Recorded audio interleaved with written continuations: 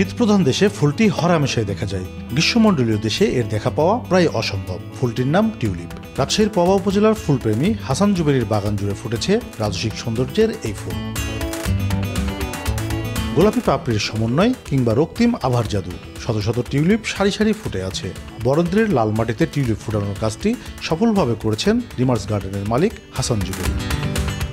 অনেকের ইচ্ছে থাকা সত্ত্বেও মানুষ টিউলিপ দেখার শখটা পূরণ করতে পারে না অনেকে, কাজ এটা হচ্ছে শীতপ্রধান দেশের ফ্লাওয়ার, তো তাকে টিউলিপ দেখতে হলে শীতপ্রধান দেশে যেতে হবে। মাঠ জুড়ে রং বেরঙের বিদেশি ফুল যে কারোরই মন কাড়বে। প্রতিদিনই বাহারি টিউলিপের রূপ দেখতে বরেন্দ্র এলাকায় ভিড় করছেন দর্শনার্থীরা।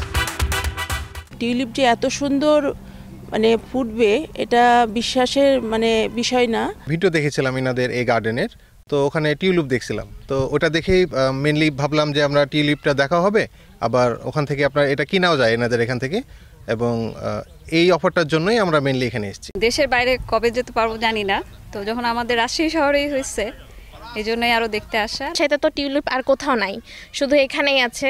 আমাদের দেশে যদি টিউলিপ দেখতে চায় তো এই জায়গাটা অসাধারণ। বাগান ঘুরে দেখতে জনপ্রতি গুনতে হচ্ছে 200 টাকা। হাসান জুবেরির এই সফলতা বরেন্দ্র অঞ্চলে নতুন সম্ভাবনা তৈরি করছে টিউলিপ চাষে।